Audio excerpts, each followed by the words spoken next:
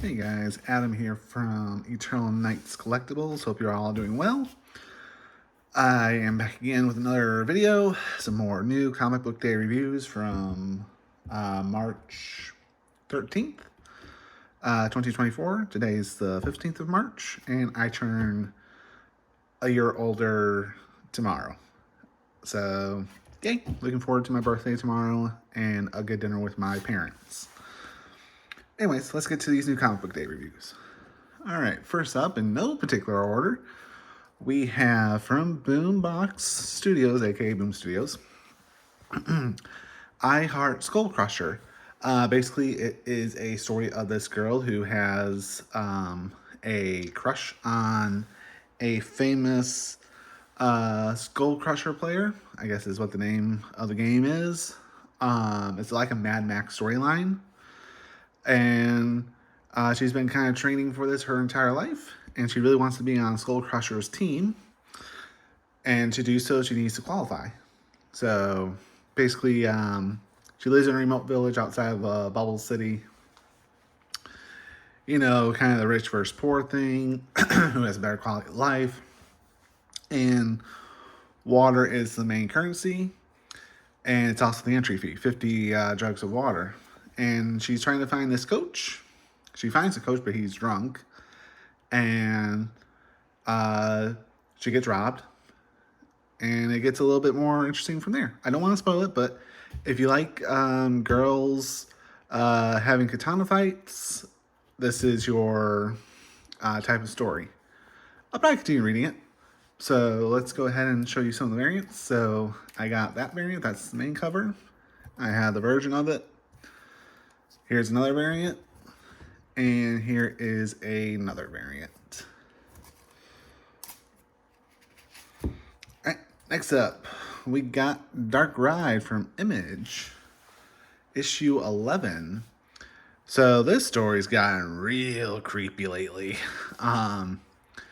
Basically, this story revolves around Sam and how he is not lived up to his father's expectations because his father expects so much from him.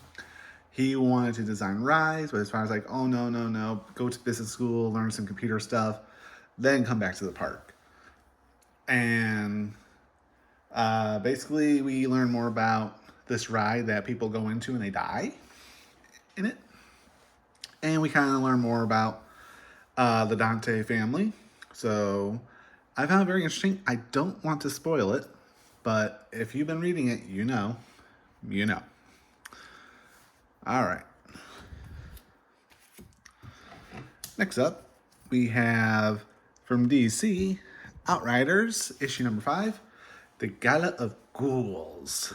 So basically what we got going on here is the Outsiders go to basically the Door of the Damned, and they kind of come across some people from their past.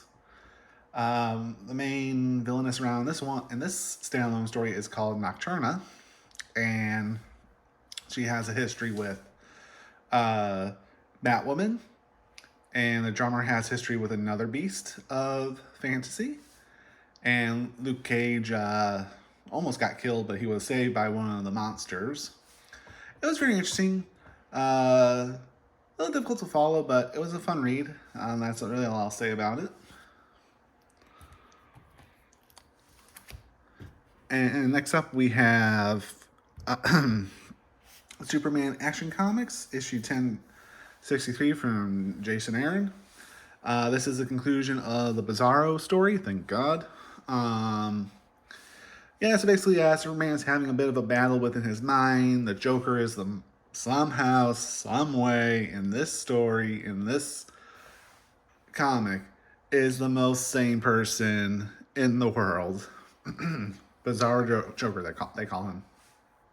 And basically, the Joker is kind of soft-talking him, helping Superman through this mind battle with Bizarro number 1 and him. And it's a crazy read. There was some good action here, some good storytelling, good pacing. You get to see Joker in a new light. Of course, Joker does not last like that. It's the Joker. All right. Next up, we are on to Amazing Spider-Man issue 45. Guess what? Gang War is over. How sad. Thank God Gang War is over. That was too long of an event. And basically, what we got here with Amazing Spider-Man 45 is we go back to some stories that were told earlier on in Wells' story. Basically, we have MJ's aunt in the Ravencroft Asylum. Something to do with the Krakoan, cure being poisoned, and it caused her dementia to accelerate. And Peter has the cure. She gives the cure, and we kind of see what Peter's doing to after Gang War. He's not doing much right now, but it's just after a large event, so we'll see. All right, next up we have Star Wars Darth Vader, Shoulders of the Schism, or the part of the Schism Empire story. Basically, what we got is Lord Vader is still building his army to take on the Emperor. We all know how that's going to go. Yeah, I don't know what Greg Pak is trying to get across here. This comic sucks so much, but I can't stop reading it for some reason. All right, on to Ultimate Black Panther issue number 2.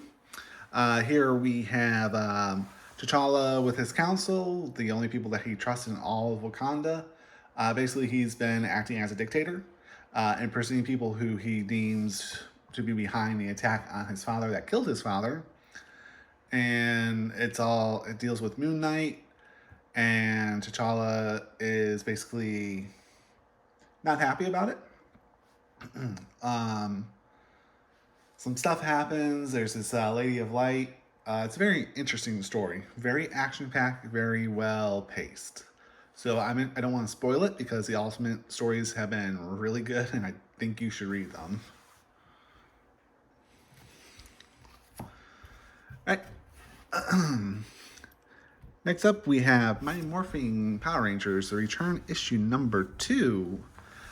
Basically, what we have is we pick up from the end of issue number 1, where Kimberly has met with Trini's daughter, and we kind of learn in the original Mighty Morphin timeline with the original Power Rangers, the original actors and actresses, how their story ended with Rita and Lord Zed.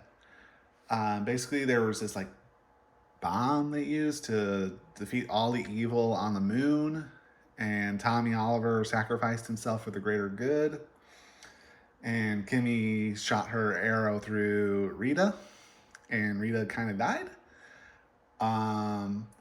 So now we are kind of dealing with Fallout, and we kind of learn why Kimberly has gone away from everything to be away from everything, and get some great background. Really good story. Amy Jo Johnson for her first comic writing.